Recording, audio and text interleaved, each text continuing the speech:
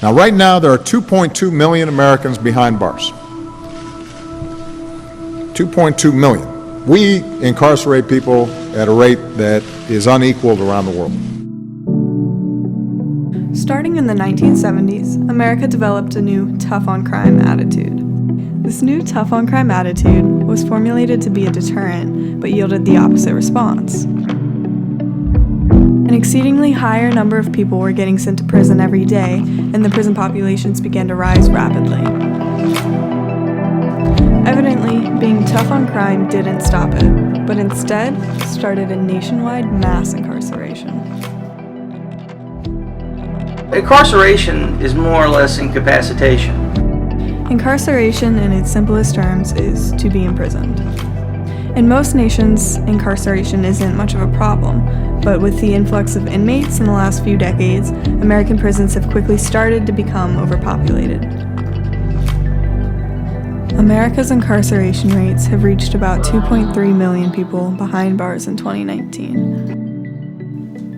In 2016, there were 2.2 million people in prison, which means that in almost 4 years, the problem has not gotten better.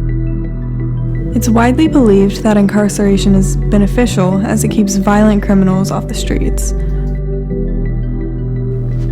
Contrary to popular belief, not all inmates are actually dangerous. There's a very small number of human beings that are just truly violent, need to be off the streets. We'd be solving a problem, and I was wrong. In federal prisons, only about 8% of the inmates are actually incarcerated for violent crimes. Annual incarceration costs have reached about $182 billion. Housing a single inmate for a year can cost anywhere from $31,000 to $60,000. Alongside the detrimental cost, the nationwide crisis has only gotten worse through recidivism. With the way our prisons run, inmates are institutionalized. The longer an inmate is in prison, the deeper prison values are instilled into them, and when they get out, they aren't adapted with the outside world. Setting people free after being in prison for years at a time without smooth reintroduction to society almost guarantees failure.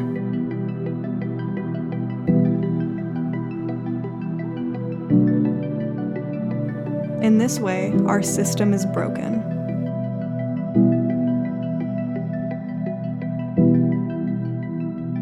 It's a cycle. Once you get in the cycle, that leads to mass incarceration because you keep coming back. People feel funneled right back into recidivism, and then we're incarcerating the same community over and over again. The problem with mass incarceration is the recidivism rate. What is the solution? How do we stop this vicious cycle of incarceration and recidivism? We believe the 2020 presidential candidates should be focusing more on the allocation of resources to rehabilitation centers and addiction centers to eliminate the vicious cycle of incarceration. We don't have a whole lot of choice right now except for incarceration at times, as bad as that is. It doesn't really have the rehabilitative elements that are necessary to develop an individual to turn themselves back around into a productive member of society. Our only limitation on providing programs for these inmates will be resources. The cost of rehabilitation versus the cost of incarceration is drastically different. Rehabilitation costs are actually markedly cheaper than it does cost to incarcerate somebody. On average, the cost of a rehabilitation program might be around $13,000. Imprisonment is $31,000 minimum. There are other options that can be used to address this problem.